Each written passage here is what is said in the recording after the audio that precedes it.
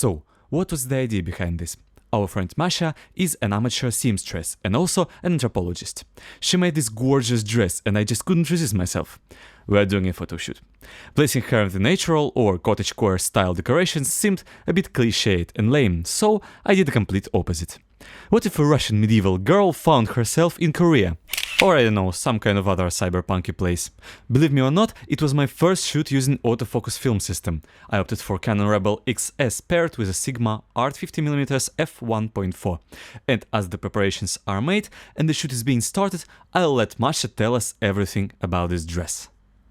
Он состоит из рубахи и сарафана.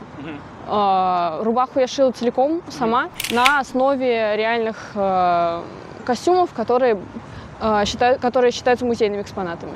Рубаху я шила полностью вручную, сарафан частично на машинке. Сейчас очень модно делается так, чтобы нижняя юбка была видна из-под верхней, но изначально так не должно было быть. Обязательно рубаха должна быть прикрыта сарафаном. Именно прям в дикую жару или во время работ каких-то полевых могли женщины снять сарафан и ходить в рубахе. Но это как бы редкая ситуация. Крестьянки очень любили поярче. Прям вот и каких-то неестественных цветов. Очень им нравились неоновые всякие цвета. Именно вот что-то такое прям очень яркое. Не все современные ткани подходят для костюма, но как бы нужно именно выбирать. Я выбирала ткань между тем, что представлено в магазине, что можно и что мне хочется. Сколько ты делала платье? Учебный год.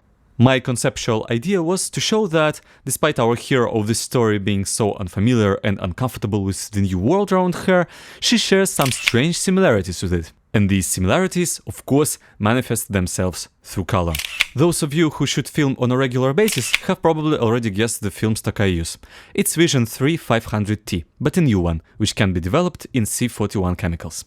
I really like how its bluish-greenish highlights complement this wicked red color of the dress. I'm now extremely happy for autofocus as the place is quite dark and the lens is very fast, with a shallow depth of field, leaving no room for focusing mistakes. Post factum, I see that shooting everything between f1.4 and f2 was an overkill. The brightness of the light was more than sufficient, but the depth of field became so small that on some pictures only eyelashes are in focus, leaving pupils soft. Some lighting choices are a bit questionable too, but we had only 1.5 hours in the studio, so the whole equipment dance was being done in a bit of a hurry. I must admit, I very rarely shoot color, but when I do, I try to get most of it. I think of color not as the standard choice, but as a separate layer of meaning and aesthetics, which you can, but not ought to use. I think in this shoot, color proved to be an essential part of final images, and I'm not regretting that. Anyway, I hope you have a nice day, I sure had. Yes, there were some technical mistakes along the way, but nothing is perfect under the moon. I will be waiting for your creative stories in the comments, and as for now, I bid you farewell.